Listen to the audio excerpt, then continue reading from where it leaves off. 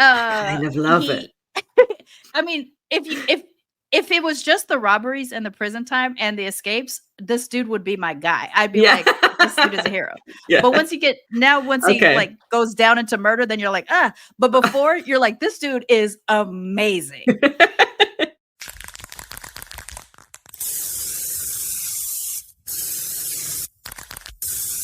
This is a Main Hustle Media podcast. Virtual Reality Studios.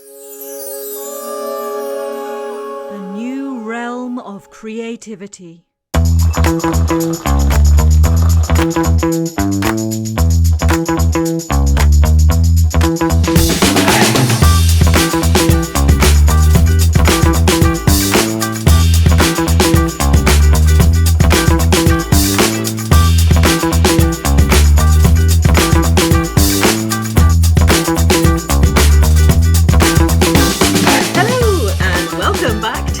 Matcha, Masala, and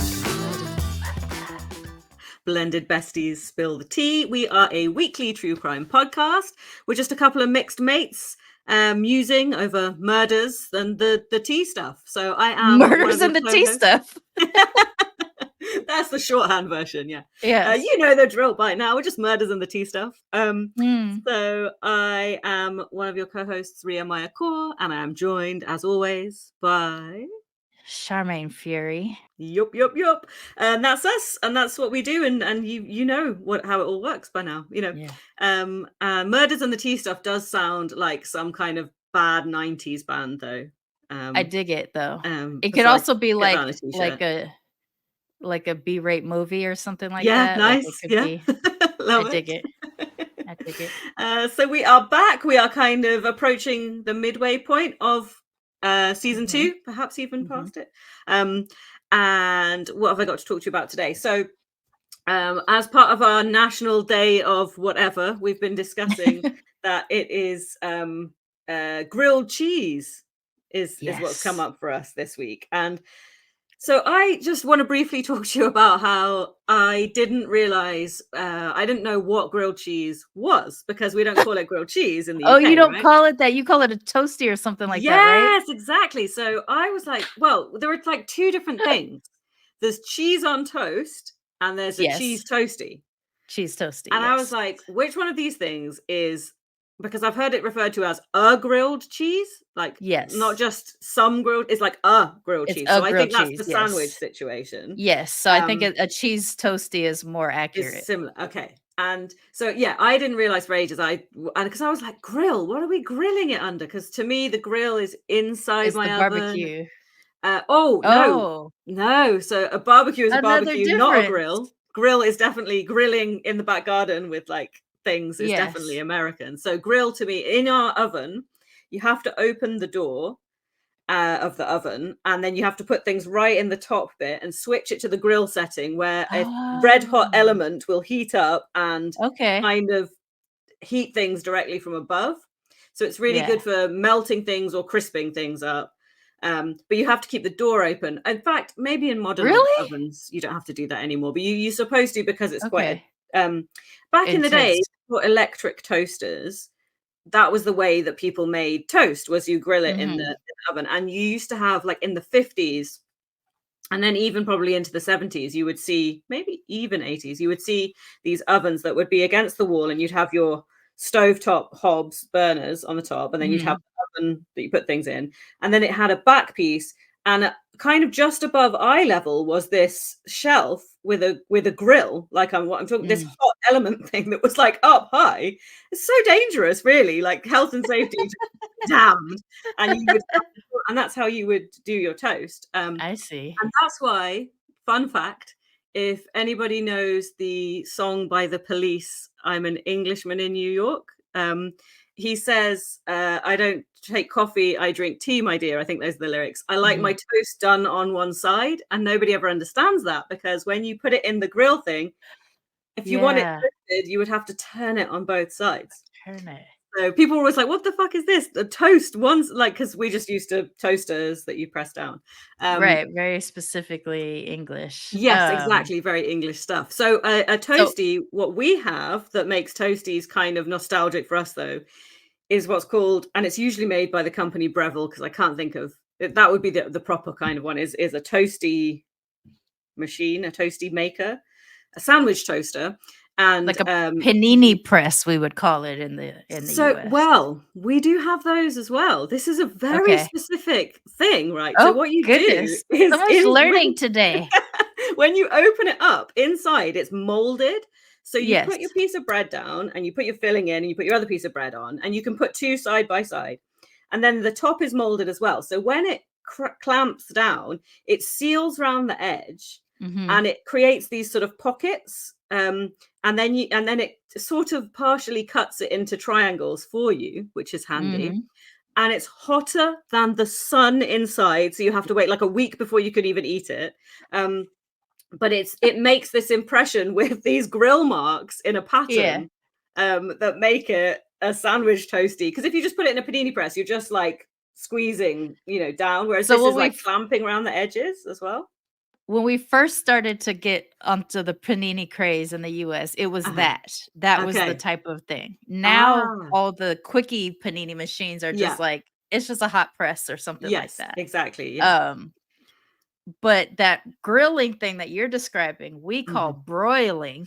I've heard of it, and I'm like, what the hell is broiling? It's not boiling, it's not brilling. I don't know what it is. And it comes in two forms. Is either like you're saying, top shelf of the inside of your oven, and it just melts the top, or it's the bottom pull-out drawer, which some people would refer to, because our ovens have like the hobs on top. The oven, and then below it is a drawer that most of us store our pots and pans in. But a lot of those actually have an oven function. And sometimes those are called the broiler or the double broiler. Double broil. Meaning only that like you could do it on top and you could do it on the bottom. Okay. I'm assuming, I was going to say, the US always goes one bigger. If you're broiling, we're double broiling.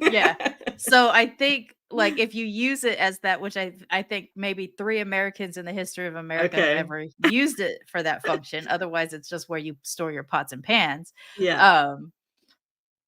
So yes, I did not realize grilling and barbecuing were not synonymous. So that's a new one for me. There you go. Cheese toasty, I did know, but I didn't even think about it as the like, honestly, until you said it, I was like, oh yeah, that's right. Like, grilled toasty. So you get, a toasty is that, but cheese on toast is its own thing, and it is valid, which is literally just the bread with the cheese and no other bread on top. But you can put things like Worcestershire sauce or chili sauce, or obviously like we would put some spicy shit on it. But you can just have cheese on toast, which would be something that like little kids would have as a snack. It's and then you would eat if you were hungover, or if you were a student and you didn't have any money and you were probably also therefore hungover. So that kind of food. Fair. So that's where I got to with cheese toasties. I was learning. So I like this because our very first live was about sort of the difference in mixedness between the UK and the US, and just naturally in our relationship, we're going to stumble upon this kind of stuff a lot. But I didn't expect it to happen with grilled cheese and cheese toasties or cheese on toast. So that's dope. And I really did try to find a grilled cheese related crime for today, but the closest I got to it, I told you offline, was there was a domestic violence situation where a lady had the audacity to take a bite of her husband's grilled cheese, and he went fucking ballistic and domestic violenced his household to the point that he was up for attempted murder. All over the grilled cheese. The other closest way I got to it is that it was also the last meal in the US, on death row. They do allow them to choose an elaborate last meal the night before they're going to be executed. And there was a couple of like semi-famous or whatever folks where grilled cheese was their last meal. Or one of the many things. Like a lot of people will do something like, steak and lobster and shrimp and cereal, and like literally pack in everything that was their favorite. And like grilled cheese will be one of those things. But then there was one guy, and I did not write his name down. And I realize now widow brain, it's totally gone. Grilled cheese was the only thing he got. Mm. And I was like, that's bold, because I enjoy a grilled cheese and I will eat the fuck out of a grilled cheese any day, anytime. I have the palate of a 5-year-old child. But I don't know that I want to go out on a grilled cheese. Yeah. So is there, I don't know whether I'm right in thinking or imagining, do people have their own specific way to do this? Are people into like, this is the way my mum made it, or it has to be this bread, or it has to be this kind of cheese?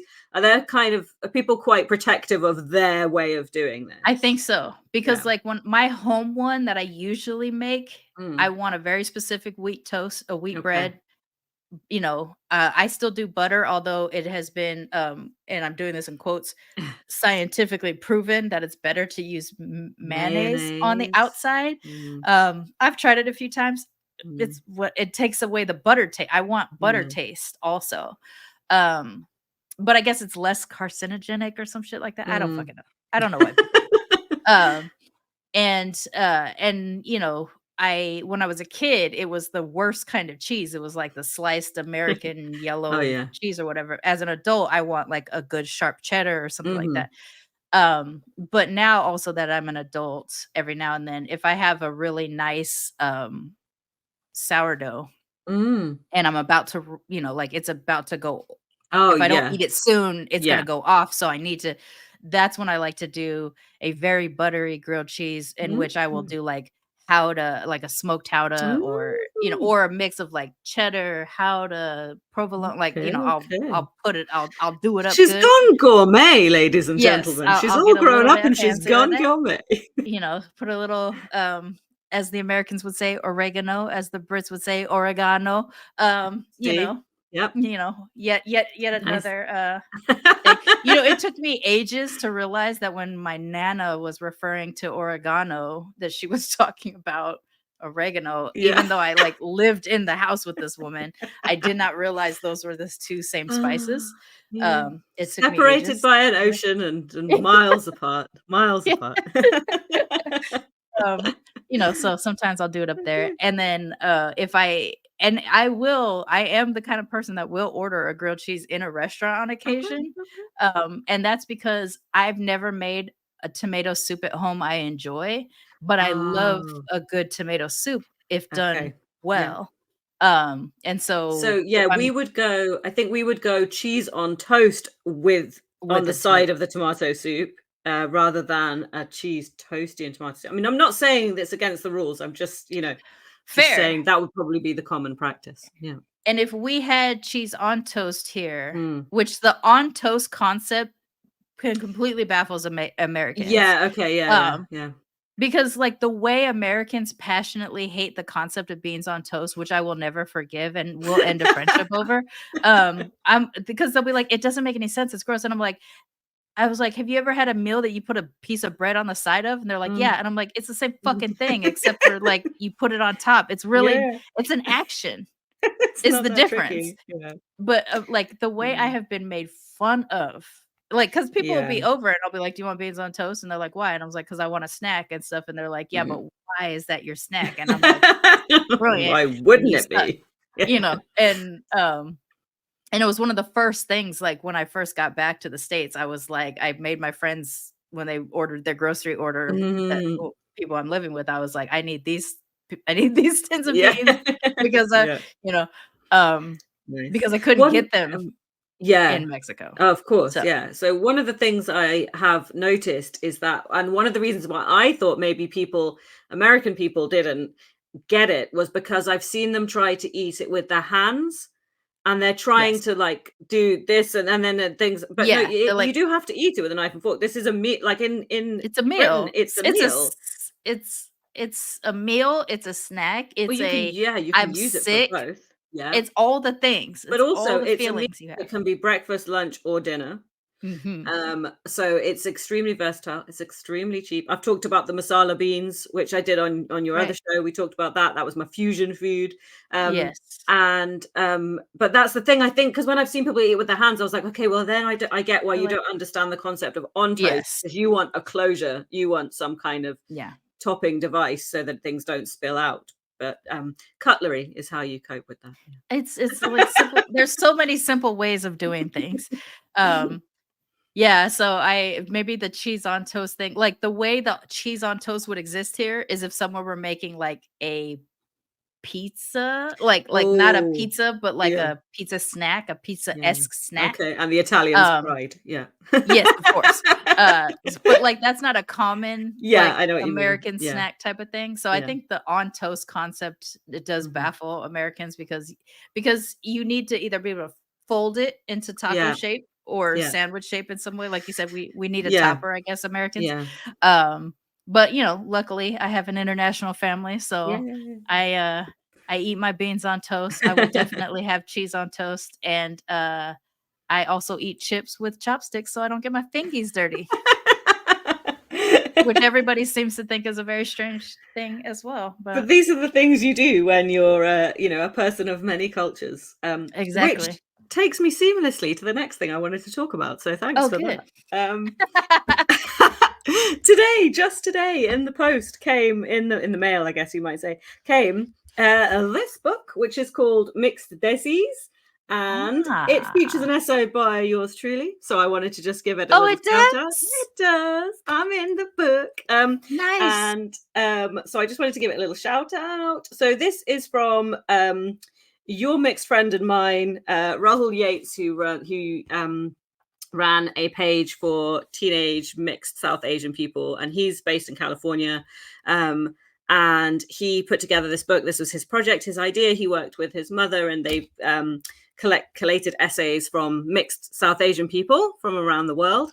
And also your friend of mine, Dr. Jen Noble, is in here because she is of Sri Lankan descent as well. And so this book, you can get it. I would like to say at all good retailers. I'm not sure if that's true. You can definitely get it on Amazon. So I can put a link. Sure. There's a Kindle version, and then there's this paperback version, and it looks like this.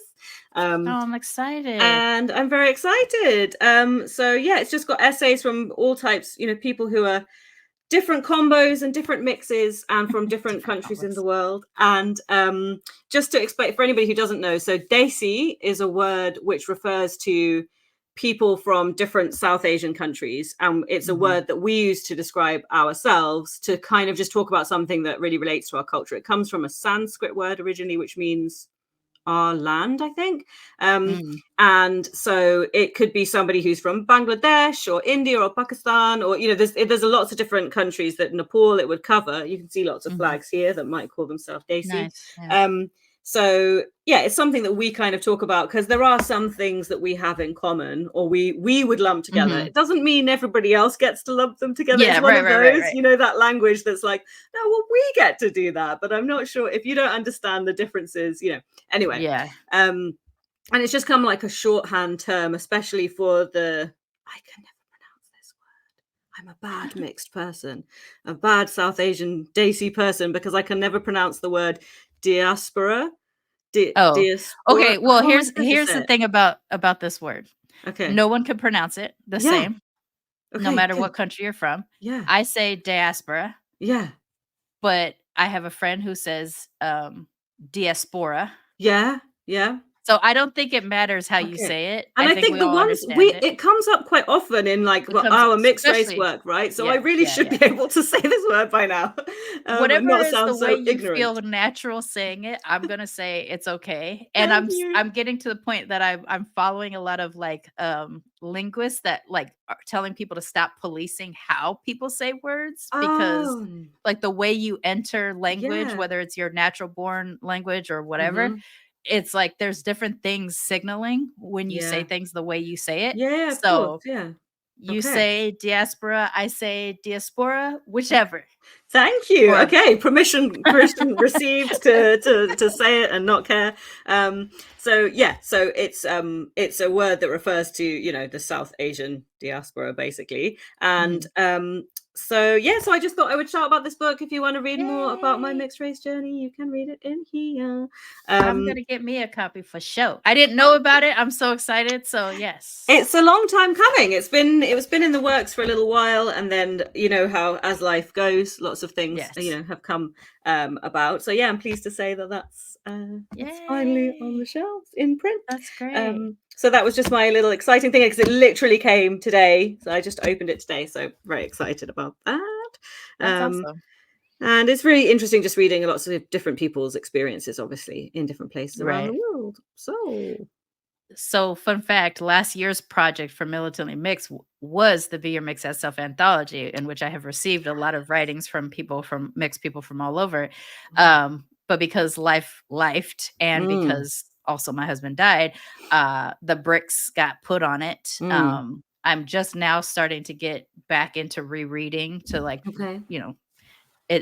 I hope that it is the project I finished this year, but with the life being what it is, I'm not going to force myself to have an end date. Yeah, absolutely. Good plan. Except that I am going to get it done. And it's same type of thing. Like you're reading people's experience. And even though like the umbrella is the mixed experience, there's so much different between everything that we do. And then when you find similarities with someone that's from a totally different mix than you, it's like, oh wow, like then there's these moments of like, we are all the same, like you go back and forth to this, like we're so different. It's important for us to know this stuff. Oh my gosh, we're all the same. From moment to moment. So I'm looking forward to checking that out, especially thank you. I think because it's specifically about mixed South Asian people, which is a group that is this is the thing, right? We have a lot being mixed South Asian of any kind brings with it a really specific set of things, but obviously within that we're all different. We are not a monolith. This is the same conversation back and forth. We're not a monolith, but hey, we're kind of the same.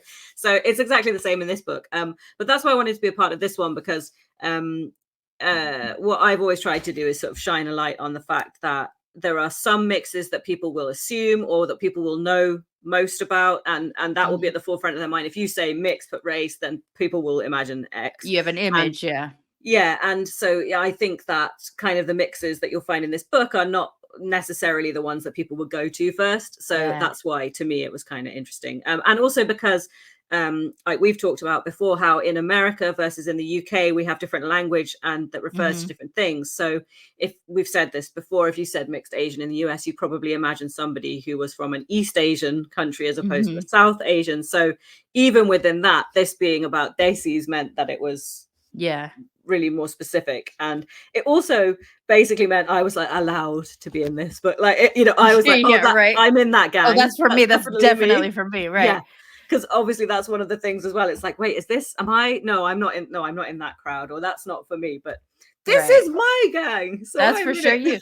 I would say too that like at least in the U.S., because I won't speak for any place else that I'm not as familiar enough with, is that like I would say Desis are the least represented of many ethnic and racial groups and stuff like that. And even though you might live in a community where there are a lot of South Asians,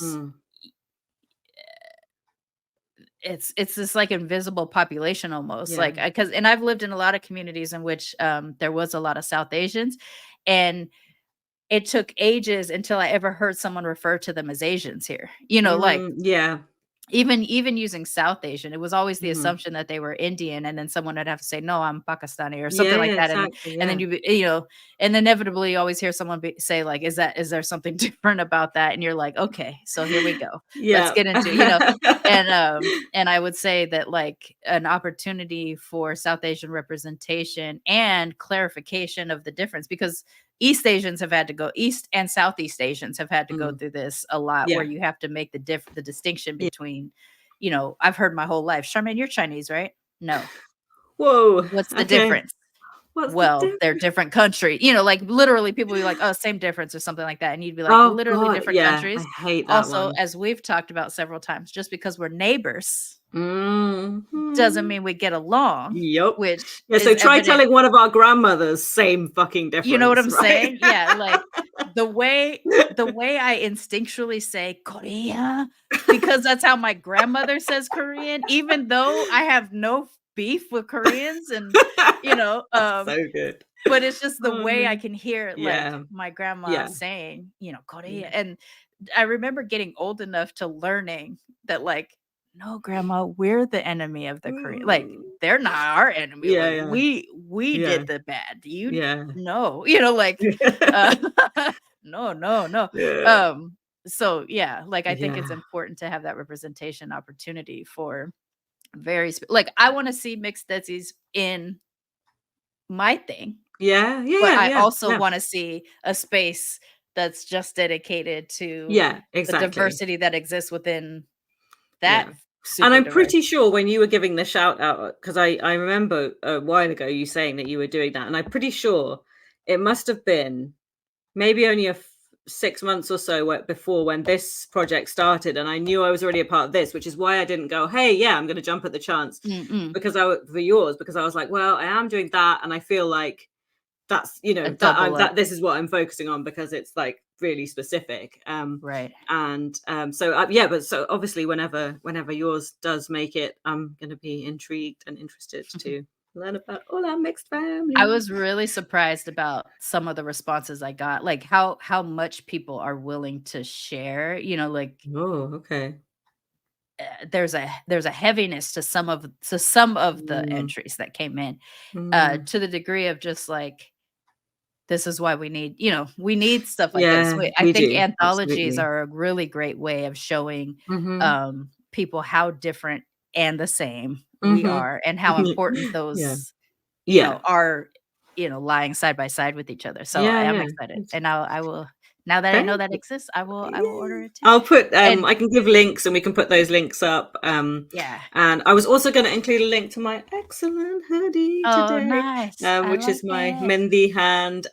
So this is by a British South Asian illustrator called Dina. She runs a company called The Playful Indian, which you will love because she does a lot of greeting cards with food puns, but they're food puns of like South Asian food types, in like South Asian like names for vegetables and foods and stuff like that. So she is puntastic. And then she does some apparel like this as well, which is one of my faves. So I will put a link to her support, small brown people. I love that we just kind of accidentally became like a clothing influence too. Like we're just like, I got a cool sweatshirt. Let's because it's happened so many times and we didn't talk about it or plan it. We just like to share these things. And give people the opportunity to have exposure to not the same.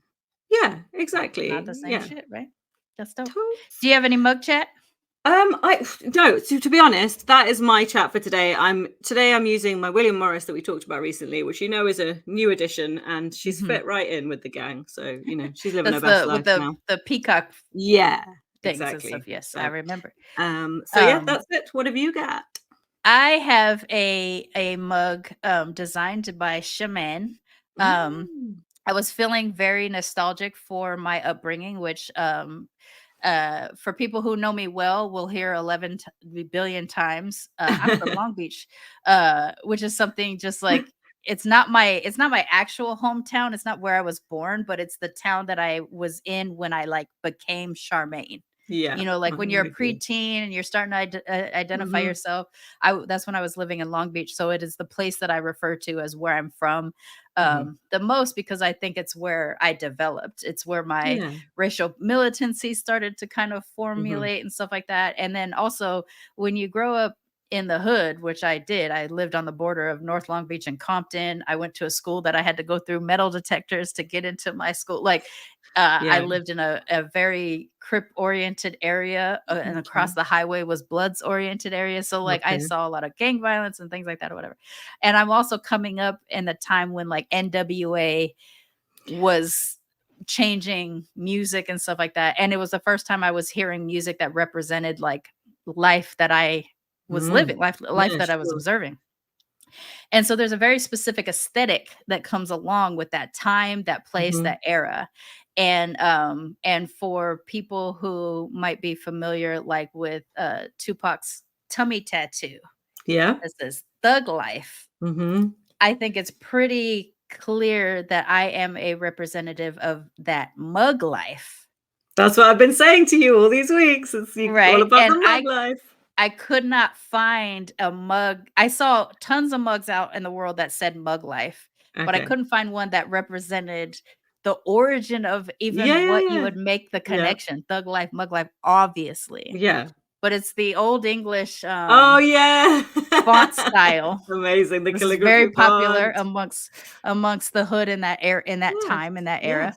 Yes. I couldn't find one like this, so I made my own. I also made it so that left or right-handed. Ah, look. Perfect. Obviously. Yeah. Living that sweet mug life. That's it. Yes. So this is it. I think this is gonna be kind of my like, I don't have a feeling today. So this will probably be my I don't have a feeling mug. Unless I'm really feeling particularly Long Beachish, which does happen on occasion. So have a bit of biscuit. Okay. So we'll get a little snack break, and then then I am ready to hear some murder, please. I have a tale today. I am excited. Okay, let's get into it because the rabbit hole was strong.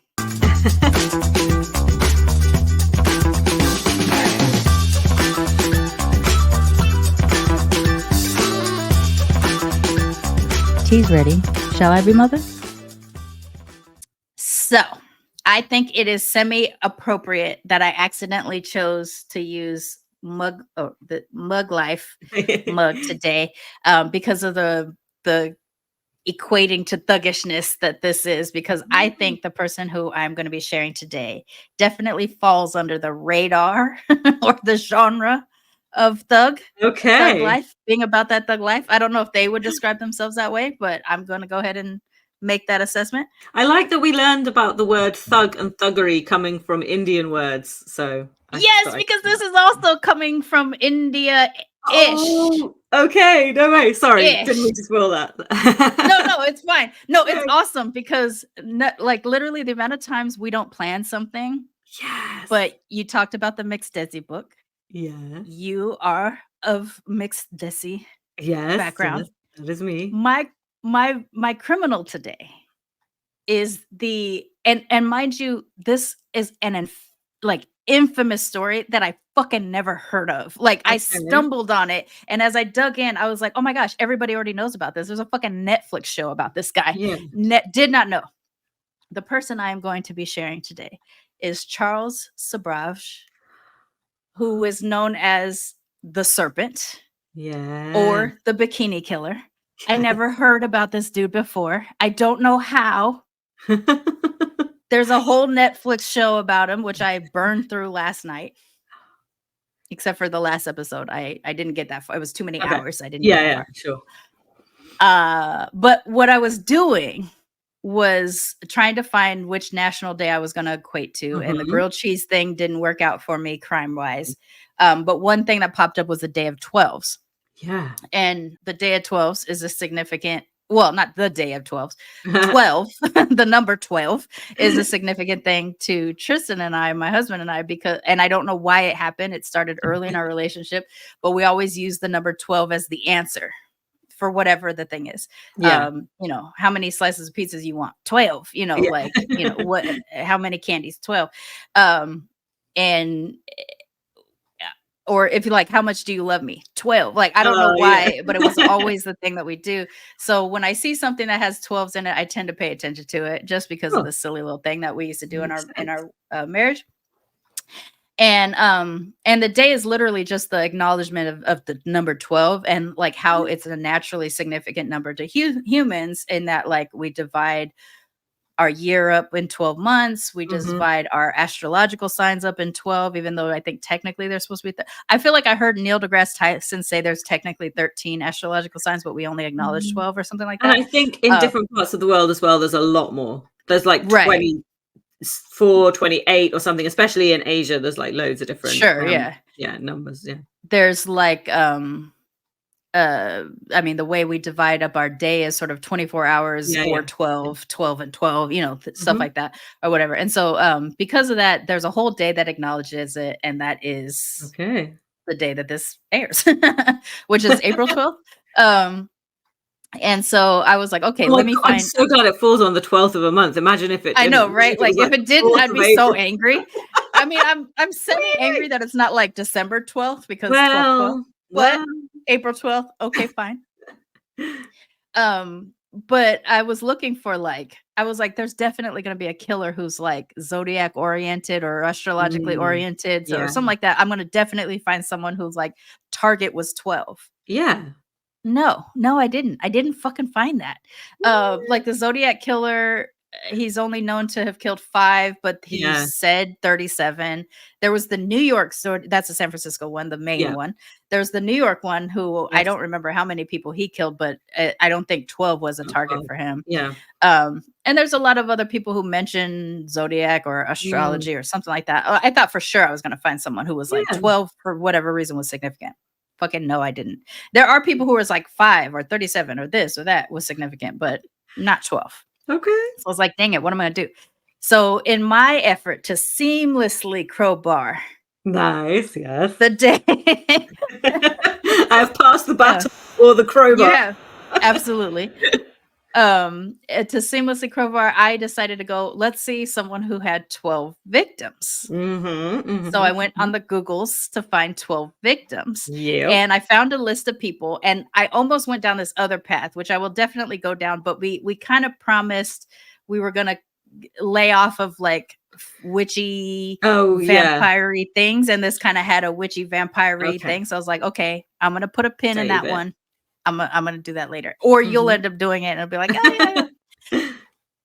So I went down the list further, and I was clicking to click, and some of them had a lot to do with like grown men and underage, and I didn't want to go down that path. And So I clicked on this one name.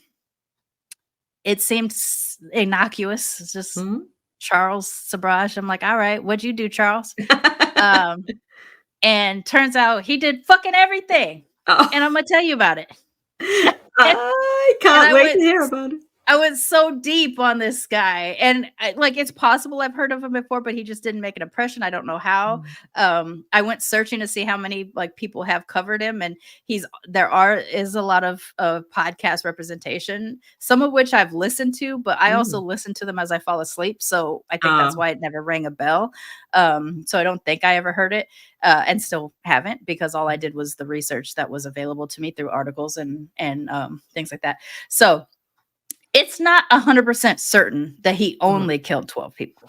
Okay. It's that there's only 12 people whose names we know for sure are linked to him. Yeah. It's possible it could be 24. It's possible it could be like 200. There's at least more potential victims than actual murder victims. Okay. There's people he poisoned. He did all kind of shit. So we're going to get into it because he's multifaceted. And he, in another attempt to accidentally seamlessly crowbar into our existence, he is a mixed Desi. And some of us murder. Yeah. And he had a bit of a chip on his shoulder because of his mixedness and the way he was received, because he is his mother was Vietnamese. His father was Indian. He was born in what is now Vietnam, or Ho Chi Minh, which at the time was, Indochine. Because his mother was born in Vietnam, she was naturally able to acquire French citizenship because it was a French colony at the time. And when things didn't work out with Charles's natural father, she ended up marrying a French soldier and or officer, and they eventually ended up in France. So while he was born in Saigon, and he did live his life in that area and everything like that, he did eventually end up in France. And so his accent, his mannerisms and things like that was that of a French person. He went to Catholic school in France and things, but he was always treated like the little brown or yellow, depending on how he was perceived, because he was both Vietnamese and Indian. And while I think as he got older, he became a little bit more brown skinned. When you see pictures of him when he was younger, he was sort of probably my coloring or a little bit darker. Yeah. And I imagine if he's standing next to his mother, people would be like, oh, if I need to classify you, you're yellow. But if, he's a ways. He fucking hated France. So as soon as he could, he went back to Asia, and his crimes span France, Greece, Turkey, India, Nepal, Afghanistan, Iran. Like he went everywhere. He was a busy boy. Okay. So his stories are such that a lot of his crimes, I think, are very much born off the back of him not being enough in society terms. Okay, and so him trying to strive for enoughness. Yeah. You know, like to achieve a class. I mean, he would refer to himself as a half-caste boy, things like that. So to achieve a class that would eliminate his caste. As I don't know if we talked about, we didn't talk about caste on this. We talked about caste on my show, I think. I think so. We did touch on caste when we were doing the Fulan story. Okay. Because I was explaining how they were taking revenge on the upper caste people. Yeah. Right. So in places where a caste system exists, you're born into it and you don't rise out of it through merit and things like that necessarily. I think with him being French, you know, a French citizen and things like that, he might have been able to kind of get away to a degree when coming back into places.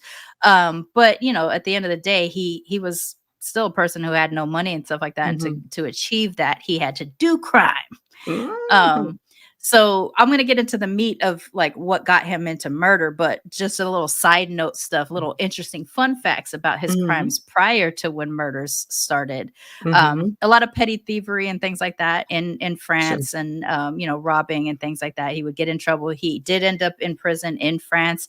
And he started to be looked down upon. Well, I think he was always sort of mistreated by his family. He has a lot of half siblings with his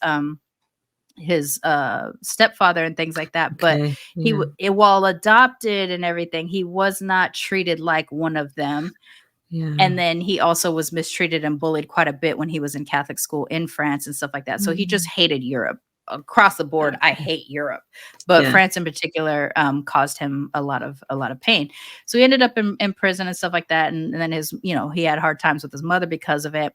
So he ends up going to Asia and he sort of like bounces. I'm going to Asia, I'm coming back to Europe and things like that. He ends up hooking up with his half brother in Greece. They do crime. And he convinces his half brother to switch identities with him because he thinks his brother will get off a little bit easier, a little bit lighter, because he was already in trouble for some stuff. And then he escapes prison. And then his brother gets 18 years in prison for the crime that they did together, because they think he is Charles. That is dastardly. Yes. I think the brother is Andrew, is the name of this brother. Once the guards find out that Andrew and Charles switched identities, they beat the hell out of poor half brother. But he still has to serve the 18 years in prison. The old switcheroo, man. Oh my God. Yes. Meanwhile, Charles is out there doing crimes and living life all the way throughout the Middle East and Asia, South Asia.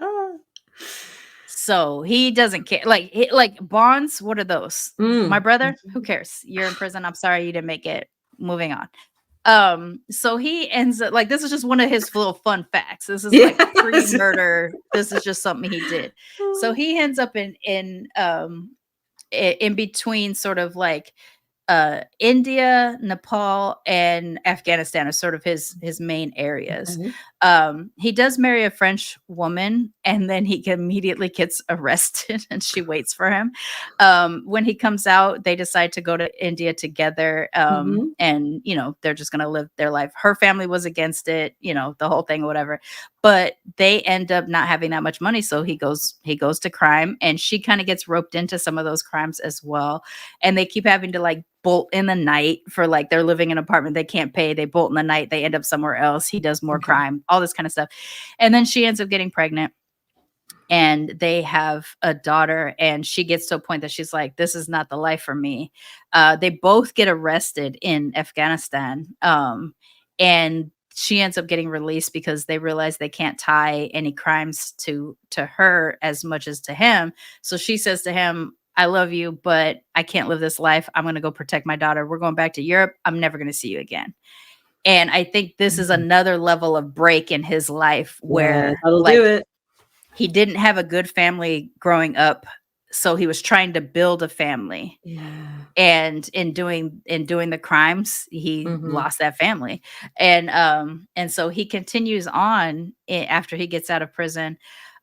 This man has been in prison so many times. He has also escaped so many prisons, and sometimes in the most ridiculous ways. And like one way is he convinces his brother. He literally is so charming. He seduces his brother into taking his identity. There's one time he fakes an appendicitis so well that the doctor actually performs the appendix removal. His wife comes to the hospital to just be his wife in the hospital. Yeah. She slips him medicine that he gives to the doctors, the security staff. They all pass the fuck out. He escapes prison because he faked an appendicitis, got an appendix removal surgery, and him and his wife fucks off. I kind of love it. I mean, if it was just the robberies and the prison time and the escapes, this dude would be my guy. I'd be like, this dude is a hero. Yeah. But once he like goes down into murder, then you're like, but before you're like, this dude is amazing. Let's all judge the exact point at which we turn on him. Yeah, right. Like to stay in with the prison escapes, although this is later in life. Yeah. This man throws himself a birthday party. He has such a cush situation in his like later prison life because he brings, he pays off everybody and stuff like that. So they treat him really well. He's basically like living luxury life in prison in his later part of his life. He throws himself a birthday party, gives everybody poisoned cake when he's known for poisoning people. They all fucking pass out. He escapes the prison. He throws himself another kind of birthday party at his favorite restaurant in Goa on the beach and stays there to get caught again because he wants to, but he wanted to have his little birthday party. Like the way this man can just charm his way out of situations is baffling. So with this guy, you get robbery, you get prison escapes, and then eventually you get murder. This is who we're talking about today. Okay. So I'm going to kind of fast forward into when he actually starts doing murder, because before that, it's like a good almost 15, 20 years of just robbery and prison and robbery and prison all throughout Asia and the Middle East. There's a murder that he talked about in an interview with these book writers who ended up writing a book about him. He tells and admits to several murders and then later recants all of that and says they made all that stuff up. He's like, yes, I agreed to an interview with them, but they made all this stuff up. Okay. These murders are murders that he did. But he's going to say no, because after that point he was freed. And so he didn't want people to know, whatever. But there's a murder that he attributes to himself in that book interview that is never tied to him, which is I think it was in Kabul. He had a taxi driver taking him places or something like that. And he eventually had to do some dirt in front of the taxi driver. And then that taxi driver refused to continue on with him. So he had to kill the guy so that he could take his taxi and continue doing the crimes that he was doing. So he was pretending at that point to be a taxi driver. And so what he did was basically give him a little bit of poison to make him sleepy, take him to a beach, strangle him at the beach, and left him there to look like he drowned. Or suffocated him or something like that, but made him look like he drowned. And then he just took on his identity to a degree as a taxi driver and to continue doing the crimes that he did. And so that's sort of the first murder that like he had shared, but was never assigned to him. He was never convicted for this one or anything like that. With you. But I think it's what started off like, oh, you could just kill people. Well, you can. Yeah. Yeah. Like it's just, if you're having a problem with somebody who's not doing what you want to do, you can just eliminate them and move on with your life. So we flash forward, and I don't know how many years this is in between, but we flash forward to him. He is now in India, and he is, he's figuring out what his thing is, which is he can kind of pretend to be a drug dealer, or he can pretend to be a gems dealer, a gems like stones, okay. like that. Yeah. So he works kind of between India and Bangkok and Hong Kong. He's kind of in those areas when he's doing this. And, every so often he's got to fuck off and go to the next spot and stuff like that. But he kind of always sort of bounces back in this period of his life to Bangkok. Okay.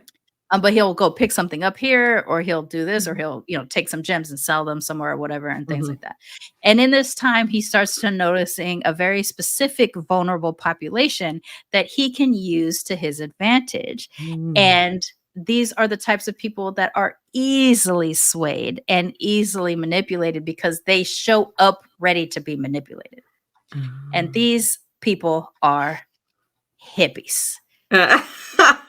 Stupid hippies. Very specifically, white privileged people who go to Asia because they want to find themselves. They're seeking enlightenment. They want to slough off the shackles of their white privilege. Of course they do. Do you know how hard that is to live that way? It's such a rough life that these poor little rich kids have. They want to live in a place where they don't see color, and when they want to study your gods and all this other kind of stuff or whatever. And so this is a population of people who will go and live in different parts of Asia off of whatever money they brought with them. And sometimes they can actually manage to, I have a cat invading my space right now, manage to like live for a very long time. Cat cameo. Yep, this is Rhia. She wants my biscuits, so we're gonna have little cat butt on the screen. Don't show the cute side.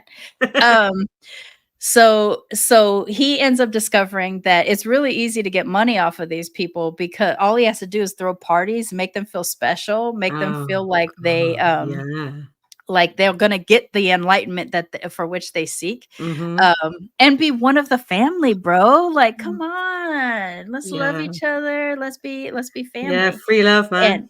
And so this is taking place sort of in the mid 60s and all the way throughout the 70s. So he would end up like sort of targeting someone at the party that he might find particularly vulnerable. And he would ask them questions that would kind of indicate what he could get out of them. So how many countries had they traveled to, which would indicate how many blank pages were still available in their passports, because he also mastered passport forgery through thieving of passports and like replacing pictures and shit like that. And mind you, that was a lot easier to do back in the 60s and 70s compared to now, but he was very good at it. Like a lot of forgeries could be detected. He was very good at it. Okay. So he would find that out. He would find out like, like if they'd been here 6 months, he'd be like, oh wow, and you haven't run out of money yet, and things like that can kind of indicate if they had a bag full of traveler's checks or something like that or whatever.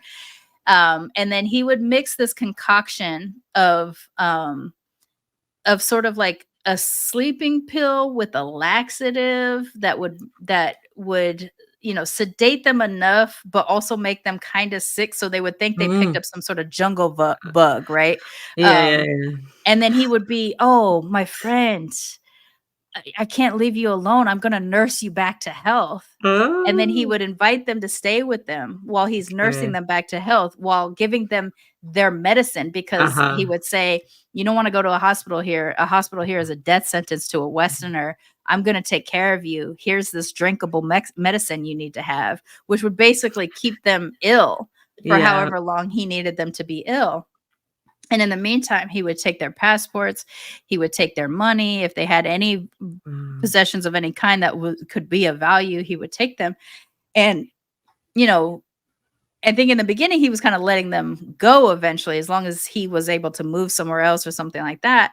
But once he settled into a spot that was going to be his spot, which was this apartment complex called the Kennett House, then that's when the killing would start. Like sometimes people wouldn't, were drugged up enough to not know who he was and things like that. But every now and then he would take them into his own home.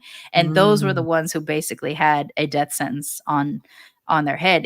Unless he could get them manipulated enough to become a helper to him in some way, shape, or form.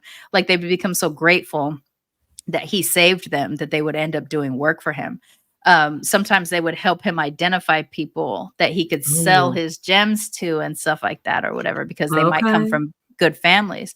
But sometimes they were in a vulnerable enough state that he could just eliminate them, take them for what they had and eliminate them. The first murder in this series of 12 is a woman named Teresa Knowles. She was from California and Seattle, and she had a really terrible life. And so she was about to go to a monastery, a Buddhist monastery, and give herself to them as a nun. Okay. She had been there before, but now she was deciding that this was the life she was going to take. And so I think she told too many people that that's what she was going to do. And so, they were giving her this sort of like one last night of debauchery before she goes, or she was just with them for a while. It's hard to say exactly. There is a Netflix special, it's an 8-part series. It does portray her as like the last night of debauchery. The book portrays that as well, the book that they sort of base things off. And from everybody who's still alive that was represented in that show, a lot of them said that the book was as accurate as their memories, kind of. Most people say that. Most people that were represented. There's only one person who says that she wasn't represented very well in the show, but was represented better in the book and stuff like that.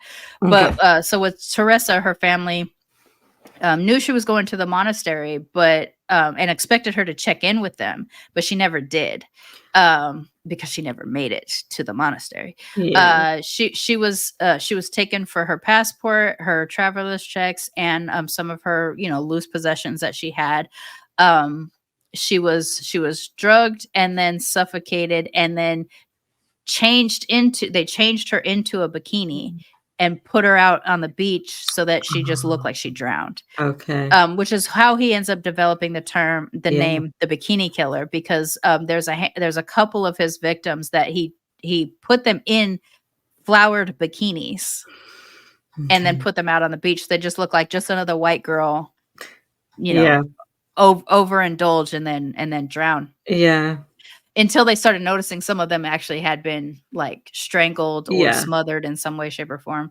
And so she's, to the best of everybody's knowledge, she's murder victim number 1. Although if you count for the taxi driver story, she's number 2. Okay. But in terms of the list that's attributed to him, she's number 1. Okay.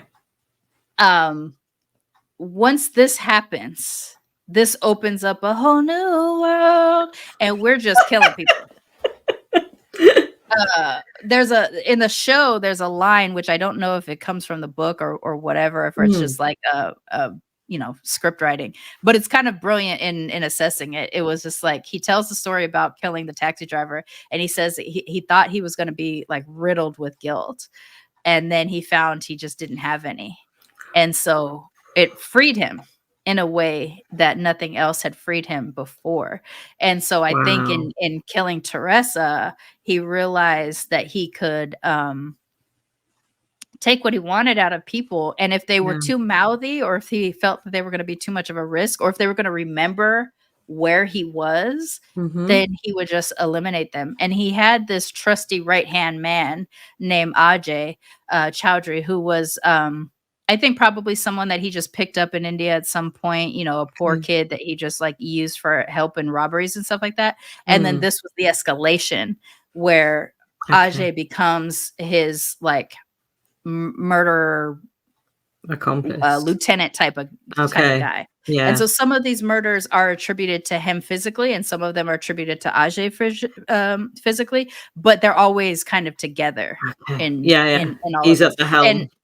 And he's the boss. So Ajay is going to do whatever. Plus, being a lower caste person, Ajay's seeing money he's never seen before. So that, coupled with all the other manipulation and everything like that, Ajay is sort of the fisher. He goes out to find these girls, brings them back to the party, or guys, sometimes he brings them back to the party. Like anybody who's down for the, down for the living the life type of thing, he would find them. So even Ajay becomes very good at targeting people that will be good for business. And so they would throw these parties, they would select someone, and Another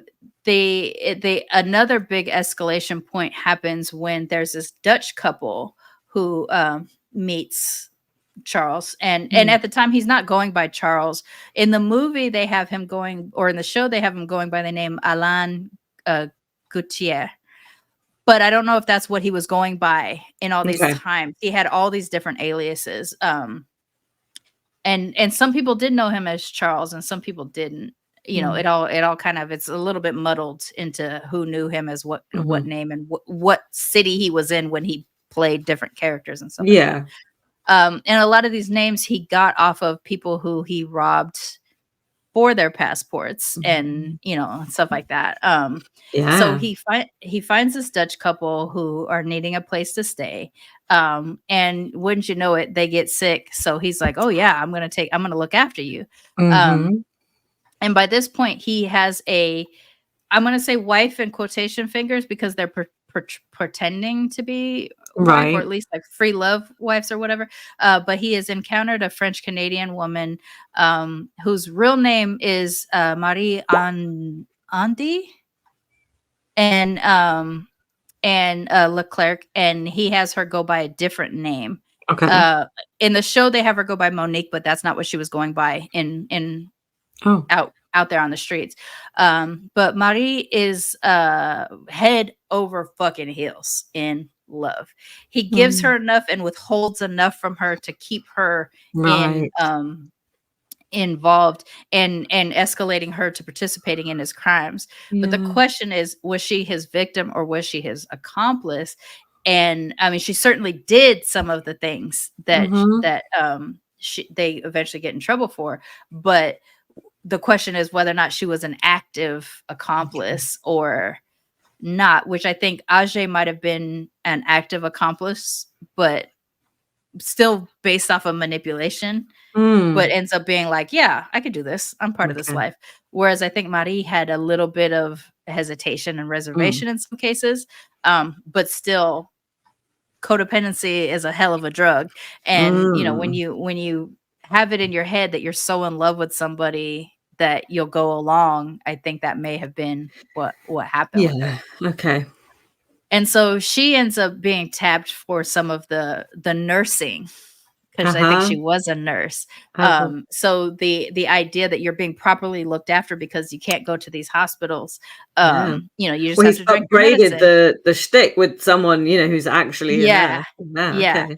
And so she would help caretake them and everything like that. And so people would start to get better and then get worse again, and they'd be just like, I don't understand. So people would get really scared that they were going to die, because they didn't know what this illness was, and it felt like death. But also he didn't have like a recipe that was very specific. It wasn't individualized. It was, here's the recipe, and depending on the size, weight, whatever of the person, it would have different effects, right? And so these people were having like terrible diarrhea because part of it had a laxative effect. They would be feverish and all kinds of stuff, and then they would just be so sluggish.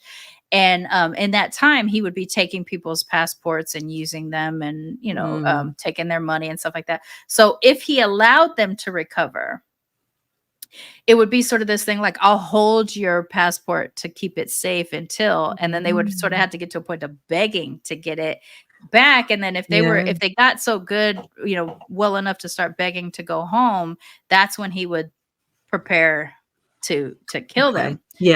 And I don't know what specifically happened to trigger this with the Dutch couple, but whatever ends up happening, and the movie portrays them as like figuring it out, something that they're being poisoned, and so they try to fight back. Whether or not that's what happened in real life, I don't know.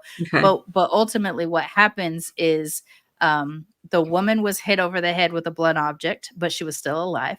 The boyfriend was completely beat up, like really, really brutalized. Both of them were beaten pretty heavily. But then they were taken out into like the jungle, still alive, set on fire with an accelerant. Like they were still living because they both had smoke in their lungs. So that means they weren't dead when they were lit on fire.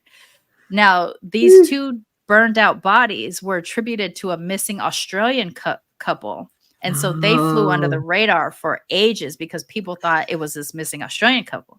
And then later on, the missing Australian couple just fucking pops up again. And then everybody's like, whoa. And so in this time, though, the families of the Dutch couple are reaching out to the embassy, and they're just like, where are our kids? Like, we're looking for these young people and stuff like that. And this like third tier consulate guy at the Dutch embassy really fixates on this. Like the ambassador and the other consulars are just like, it's not our problem. It's a police problem. Leave it alone. But he can't help it that there's a family who is desperately looking for their people. Like it just touches him in a way that makes him go full force into investigating what happened to the Dutch people. And he ends up stumbling upon the burnt out bodies at post. The Australians are not who these bodies are attributed to. And he ends up connecting the dots and finding out that this couple is in fact the couple he was looking for.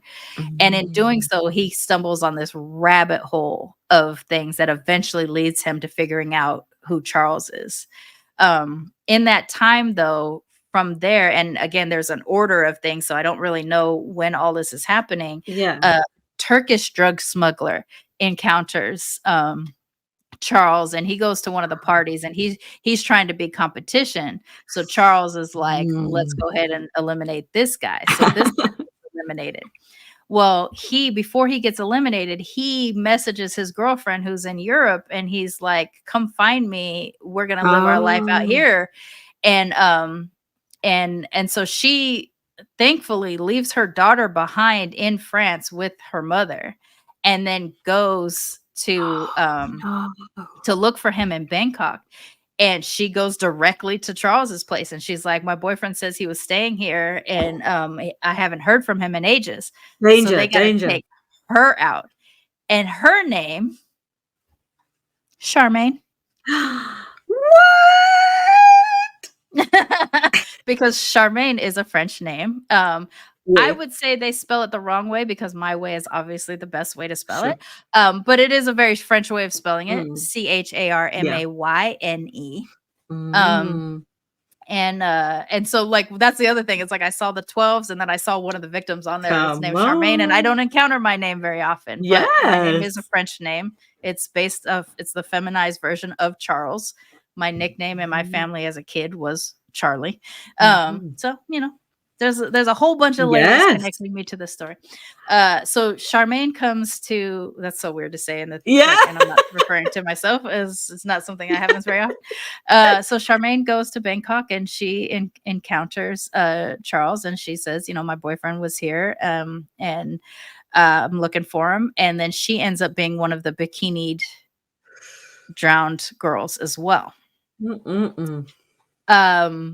Several other hippie types, same type of thing. They drift in, they get caught up or whatever. But there's this one guy in particular named Dominique, who is also from France. Another kid that's just kind of, down on his luck, running out of money type of thing. So out of the goodness of Charles's heart, he takes him in because, he sees a fellow Frenchman in need.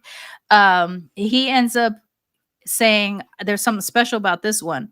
We're going to get him sick, heal him, get him sick, heal him. He'll become so like grateful for us to look after them. He'll do anything for us. So he basically is trying to build in him like an errand boy. And so in all these moments when he is feeling better, he's like a cleaner of the house. He, runs errands and all this other kind of stuff or whatever. And then when he gets sick again, Maîr is helping to nurse him back to health and everything like that. And he used to be this like boisterous, fun loving, everybody loved him kind of guy. But then he slowly becomes this like, introverted, sad, sickly little thing. And there's neighbors at this apartment complex who are also a friend. Like how this many French people found each other in Bangkok is a whole thing. I guess, expats, you just kind of look for each other or something. There's a couple named Nadine and Remy, and they Remy is like a chef, so he's not home a lot. So Nadine needs friends, and so she ends up friending up with Marie and Dominique, and she gets involved enough that sometimes she like helps introduce potential gem buyers to Charles and stuff like that or whatever. So she comes heavily involved, but as she sees Dominique deteriorate, she gets a little bit worried. And then ultimately, it's Dominique and another guy named Yannick who are living and sort of in this sort of semi-slave type relationship to Charles. Remy and Nadine gets really nervous about them, and then they kind of admit that they think something's going on, that maybe Charles is poisoning them or something like that. And so their visas are expired, their passports have been taken from them and everything like that, and they're starting to get suspicious of all the missing people. And so Nadine assists them. They give them like $1,000 and they help get their passports in such a passport or something. They arrange the show actually shows them find his actual passport and replacing his picture and stuff like that. They actually only use the Dominique person as a character in the show, but it's both in real life. It's both Dominique and Yannick. So with the arrangements of the embassies and stuff like that, they end up actually getting free, but it's a harrowing thing just getting them to the airport and getting them free and stuff like that. And so they actually do make it back to Paris, and to this day, Dominique is still alive. And whenever every so often when this surfaces and someone finds him, he's like, "I will never talk about what happened to me. I never want to talk about it again. I just want to move on with my life." Whatever happened to him was so traumatizing. He's just like, "I'm just trying to live my life away from all of this. I never want to hear about this man again." So now there's the Dutch embassy, or not the embassy itself, but this very specific consular. His name is Knippenberg. I think they pronounce the K, but we wouldn't pronounce K. It's like KNI. Oh, okay, yeah. Knippenberg. I see what you mean. He ends up going, like, this wasn't his job. His job was just like, write reports and things like that or whatever, but he gets so hell-bent in getting involved that he ends up getting involved with Interpol. They are tracking things, like he's researching things in such a good way that he's just feeding into Interpol information that eventually gets them to where they can arrest Charles.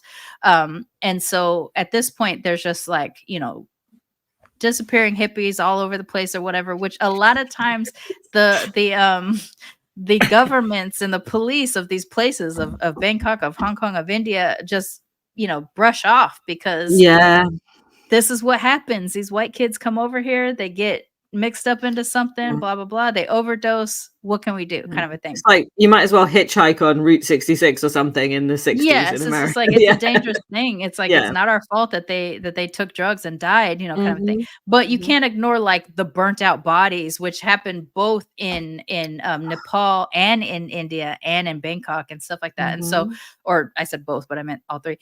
And so like there's some, and also because these are happening in different countries, not all of them are being attributed to like a singular killer or something like that too.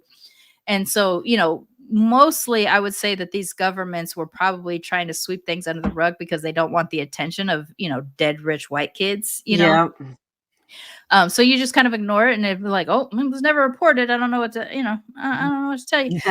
But this Dutch guy, Knippenberg, he will not let it go. So he almost forces these groups into having to pay attention to it. And him and his wife are actually both heavily involved. So while she was not a consular, she was a big part of his investigation and stuff like that too. So they did this as like a duo, and they end up being able to trace things down to where they figure out who this gem dealer is and everything like that. And it's Charles, and they target, and ultimately he does get arrested. There is like a raid and everything like that. They get away though. And him, Marie, and Ajay go away. They go to India, and they end up boldly coming back.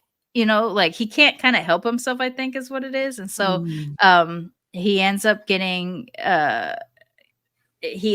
targeted again. They come back, And then it's either they come back or they disappear again or something like that. But when they finally realize the jig is up, they get arrested, but they get freed.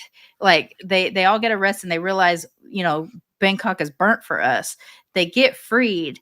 And then Charles and Ajay like go into the jungles of Malaysia, but only Charles comes back. So Ajay, the report is that Ajay just walked into the jungle, but it's most likely that he's presumed dead. Like it's one of the, he's on the list of like Interpol looks for him, but he's presumed dead because they think Charles killed him. But they just don't have a body to attach to him. Charles and Marie, they go to France, they go to Greece, they go to all these other places or whatever before they finally end up back in India and they get busted for real. And by this point, they've been able to tie the murders that happen in Nepal with the murders that happen in Bangkok, which are the murders that happen in India. So India's got him, Nepal's got him.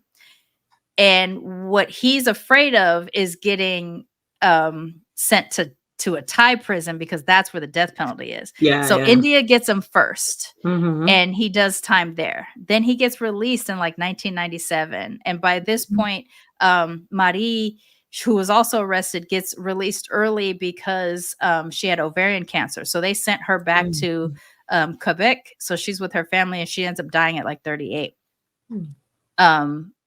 Charles does some time in an Indian prison until like 1997, and then he gets released.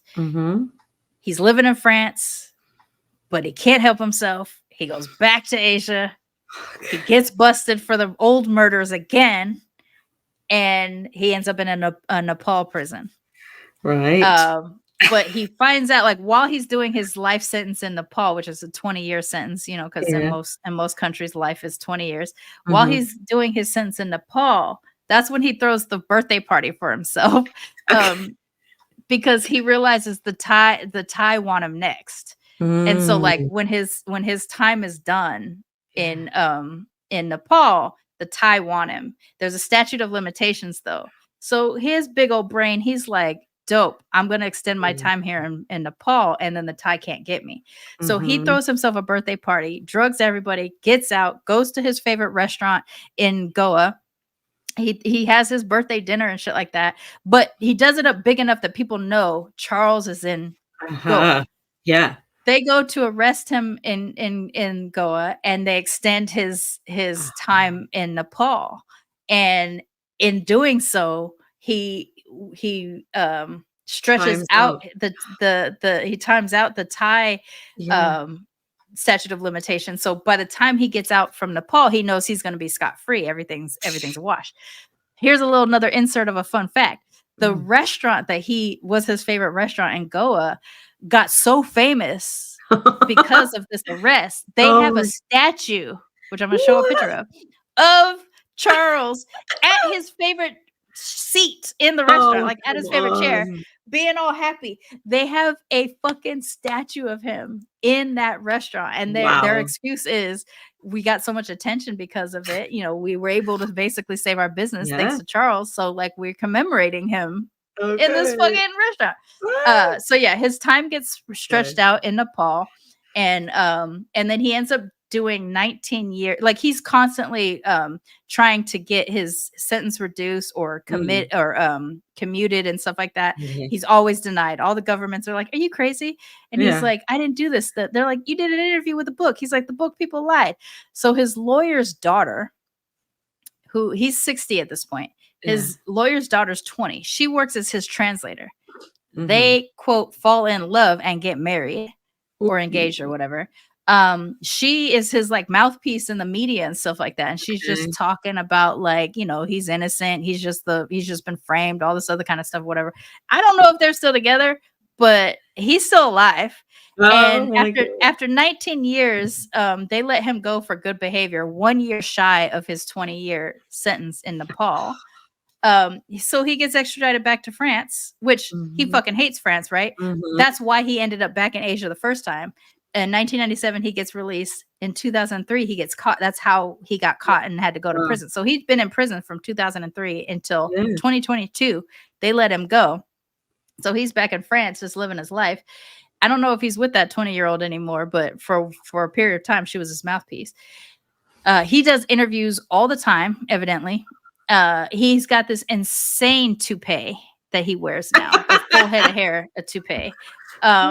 He travels. He still likes the limelight. So like every so often he sells himself as an interview, which he was also doing in like between 1997 and 2003. He was also doing it back then too.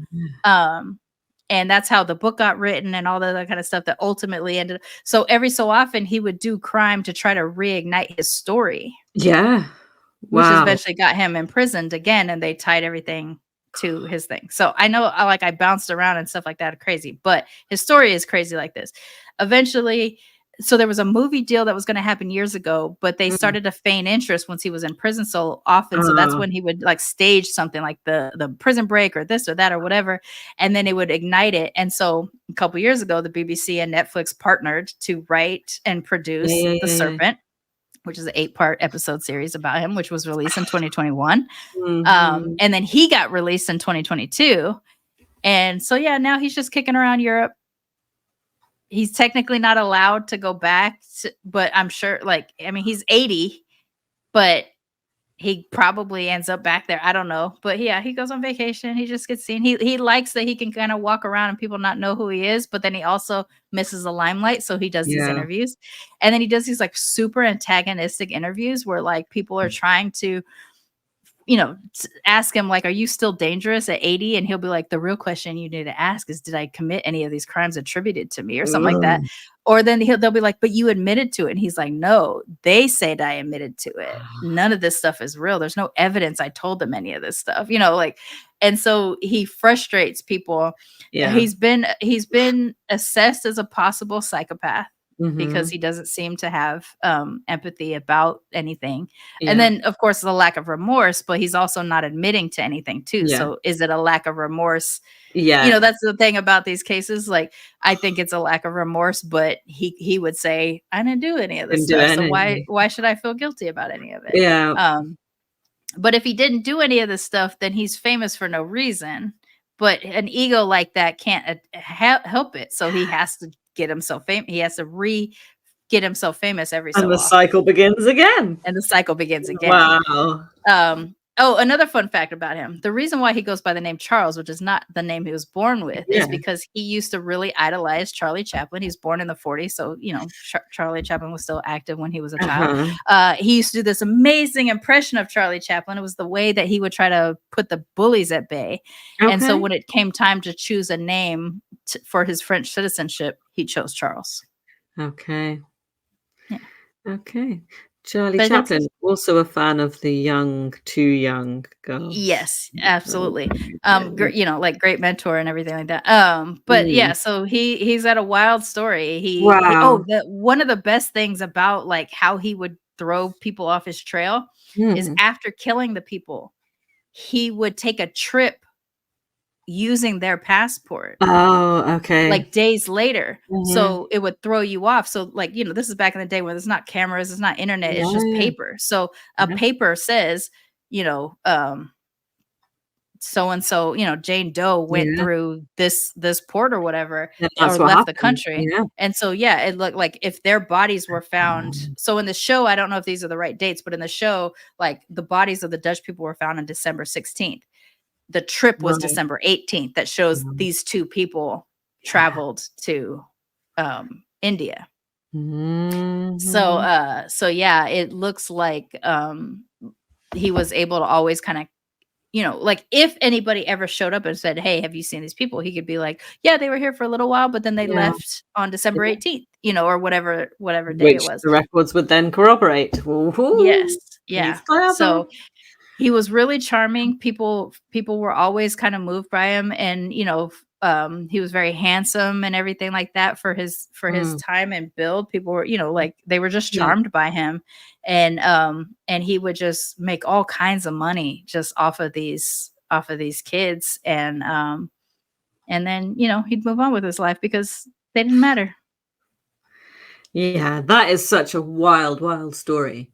And I cannot believe he's missed. Like I've missed him all this time, given how notorious he was. I did know about him, but I didn't know to this extent at all. Like, because I didn't actually know about all the, the identity swap at the beginning and all of that stuff. That just adds to this kind of myth about what he got up to. That's crazy. So they called him the Bikini Killer at first because of the women that they were finding, or at least who they were looking for, possibly. He ends up getting the moniker the Serpent because of how he could slither his way out of situations. Yeah, which I think is a far more appropriate nickname for him than the Bikini Killer. He could slither himself out of prison. He could slither himself into your lives, or, whatever it was. He was a master manipulator. And and that's a pretty it's always so interesting when people, these characters in our stories, they kind of almost stumble upon a way of doing their crime that they then realize works pretty well, and they replicate and they hone that. And so this idea of like drugging them so they get sick, and then nursing and drugging and nursing, like, obviously when you find out that's a good way and that works, and actually it does exactly what you need it to do, and it's something you can continuously replicate, I mean, then why nothing's going to stop you until you get caught then. Right. And what ultimately gets him caught, and I failed to mention this, is I think this is an ego thing. He got too big for his britches, and he sees a tourist bus of about 60 French students. And he jumps on the bus to try to get, like, I'm going to tour guide you. I'm going to show you things. He tries to poison all 60 so that he can rob all 60. Whoa. 20 of them get really, really sick and go to the hospital, but the ones that don't get super, super sick catch him in the act. And ultimately, that's how he gets caught. You went too big. Like, you've been doing this onesie twosies. Yeah. And even if you did, like, poison a whole party or something like that. But 60 kids on a bus. 60 kids is different. And the thing, because of that mixture issue, weight, size, whatever, not everybody's going to have the same response. And so, 20 of them got really, really, really, really sick and were hospitalized. And the other ones were sick, but not sick enough for him to get away with what he was doing. The arrogance, that sort of, that's a good point. That will get them in the end. Wow. And it's probably a desperation at that point. Like, I can't imagine, like, if you've been living this fairly cushy life, you have to have been like out of all your money. Something has to happen, I think, for you, or it's just opportunity ego or something like this. Because by this point, Ajay is not with him. So he's already eliminated Ajay. So I think life is changed. Apart his whole setup is different then, isn't it? And I think that seems, I mean, it's good that they were French, obviously, because he thought he would, get his own back on some French kids, I suppose. Well, that's, I think, how he got through a lot of people, is because of the French connection. He looked like an Asian, but he sounded like a Frenchman. I think a trust probably gets automatically built when you sound like me, kind of a thing. So, like, especially when you're halfway across the world, and I mean, that's why people go to these Asian countries, isn't it? Because it's so different and so removed from their everyday. So there's no hope of them understanding the language or reading a street sign or knowing what to do, or so having anybody who reaches out and says, "Oh, I can help you with that, and I know how to do this, and let me show you the ropes." You get this weird level of trust. I mean, and we know so many serial killers were active during the the 60s and 70s and taking advantage of people didn't lock Drifting their doors, types. or people were drifters, or people were hitchhiking, or people just didn't have the same kind of sense of safety, or at least that's what we're told, so that the fact that this is exactly when that takes place, and there just wasn't the kind of safeguards. There weren't the safeguards in place for every single seemingly every step of his evil plans. Just would not work now, because obviously, like you say, about like the paper trail and CCTV and passport fraud and all of these things, and people with the internet and cell phones and stuff, obviously people would be looking for their kids, or what happened at that party and who were they seen with. and there would be so many more ways to trace these things. So it's right now it seems opportunistic because of taking advantage of the fact that that's the way it was. But obviously at the time it wasn't really that because that was their reality, the way it was. And they weren't looking into a future where they would expect it would change at all, right? Exactly. It was just like, this is how it is. Like, it used to be that papers didn't have pictures because cameras didn't exist. Yes. And then papers had pictures, and then they had to think that's pretty secure then. Yeah. Yeah. He had to have a fairly elaborate setup to be able to get away with what he got away with. And that's a lot of dedication to that. Yeah. Right. And you can see it in his interviews now as an old man. Like, you can see a very confident person that, despite having been caught and having spent, 20, 30 years in prison, and that he just has an air about him that, like, he seems completely not affected by the fact that probably a good half of his life has been spent in prison. But he had a cush. He smuggled gemstones in the Nethers, and then once he got into the prison, he was just paying people. So he had a cush life. He had visitors. He had a nice bed. He had privileges in prison that nobody else had because he didn't. That makes me think of Francisco still being allowed his vests. Yeah, like prison. Right, like this is on another level. That charmed their way. Like, sometimes he just straight up had a conversation and he'd be out the door, or he would distract them and walk out the door. Like, the fact that prison was so easy to get out of for him for as long as it was. I think by the time he settled into his life sentence, I think it was more of, he might have just been tired too, because I feel like at this point, he's been running, having to jump every so often. Maybe Asia felt burnt for him and he needed a few decades to chill out so he could go back out there. You know what I'm saying? Like, people wouldn't recognize him or something. But he was really, really interesting. Again, this goes back to this idea of, like, nature versus nurture. Was it the mistreatment of him and the abandonment of him that made him be this way? Or is she just a special type of person, like a psychopathic person, that was going to be that way regardless of whatever upbringing he had? I mean, we hear this, don't we? This what goes along with this lack of remorse, and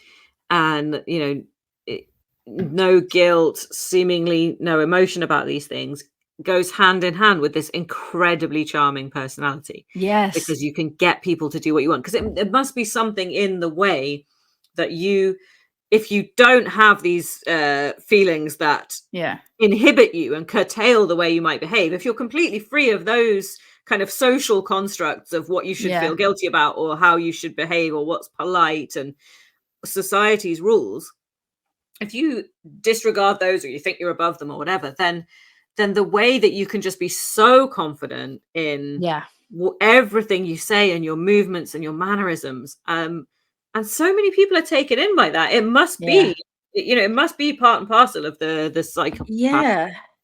I think there's the TV show Community had an episode where the Britta character was obsessed with this carny, like a carnival worker. We call him carny. That like she was in love with a long time ago, and his carnival blew back into town. And Jeff character becomes obsessed with why this random carny could have such a hold on her. And ultimately it was because he'd had brain damage to the part of his brain that eliminated shame. So because he didn't have a shame filter, his confidence just made people get it. Like, whatever it was, they got it. And it made him it made Jeff crazy, because he's like, there's no way this guy's hotter than me. There's no way this guy's better than me.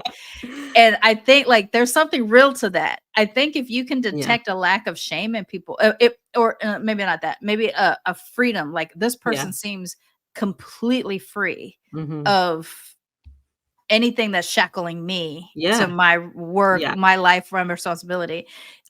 I think there is a kind of natural intoxication about a person like that. Yeah. And maybe because once he realized he could just kill people, whatever burdens he may have had before then were just a circumstance, right? Like, okay, I don't have money, I can just get money. Like, I don't have this, I don't have that, I can just do this. I can just what's the worst they can do? Throw me in prison? Well, I've been there, got out of there, no problem. Yeah, like that. I mean, he has all the makings of nothing can hold me because I've gotten out of multiple prisons. Exactly. I've convinced my brother to take my place, you know. He can just be any person. And I think this is an interesting thing about being a mixed person too, right? Like he's using passports of Jewish people, of French people, of Europeans, of Americans, and being maybe, I mean, he's ambiguous in his presentation to a degree. I would think you would still put him in Asia in some way, shape, or form, but you may not been able to look at him and been like, you're absolutely an Indian person, or you're absolutely a Southeast Asian or something like that. I think he had an ambiguity when he was younger. Less so, I think now, but at the time, he did. And so I think, you know, if you're presented with a passport that says like Jakob, you also like, rely on context and ignorance for these things, right? You know, and so if you present in the right circumstance, in the right way, and with that level of confidence, then no one's going to question that. And you know, he has a French accent, so you know, anything can happen in that respect. And I have a feeling, this is just a suspicion, given how I've seen some things happen, that in anywhere in Southeast Asia, Southeast Asia, a French accent would automatically make you think this person is an upper echelon. Yeah, I can see what you mean. Given the colonization of France to a lot of part of Asia and South Asia, or Southeast Asia and South Asia, that you know, you would probably assume he is a son of an officer of some sort, you know, like something like that, right? They would the way that Asia, it definitely carries a certain cachet that puts you above an untouchable. Absolutely. Because even for Japan, who was not colonized but influenced, the way they put weight on Westerners over their own people is very strong to this day. So I can only imagine to the countries that were actually colonized by France or England would hold some sort of they are better because they were the bosses, you know. And so I think, you know, him having the accent that he would have had and everything like that. There is a brilliant scene in the show in an episode where he is arrested, and the passport he's carrying is the passport of an American. And they say, he's like, the guy's like, "You're from Ohio, huh?" And or Iowa or something like that. And he's like, "Uh-huh." And he's like, "It's just that your accent doesn't sound Midwestern, right?" And he says, "I spent a lot of time with my grandparents in Puerto Rico."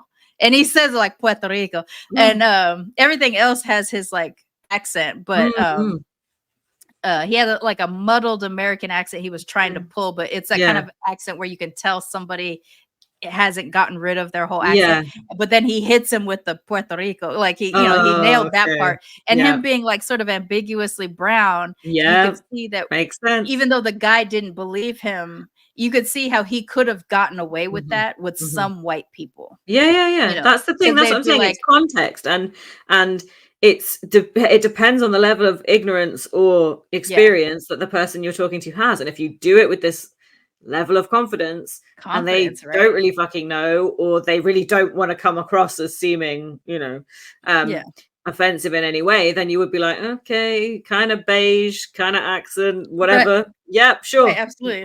Like I know to this, like right now, given how many times I've been mistaken for Latina, that I could do that to a white person. I could even fake the worst Latin sounding accent and they would believe it just based off of the ambiguity and stuff like that.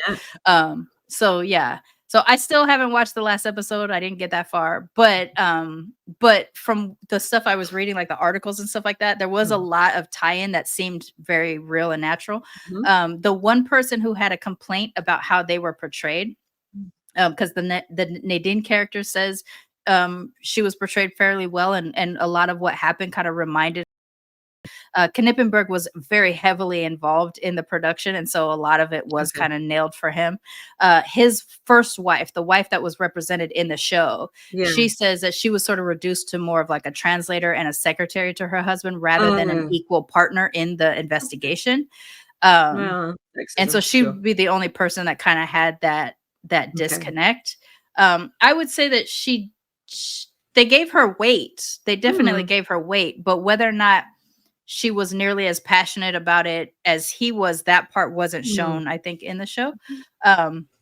And with the exception of probably the Serpent himself, I haven't heard what he has to say about it. But he was portrayed by a French actor who is of, I think, Afghani or something to say. I forget. He's French by citizenship, but he ethnically he's something else. I think he's a similar mix or something like that, maybe.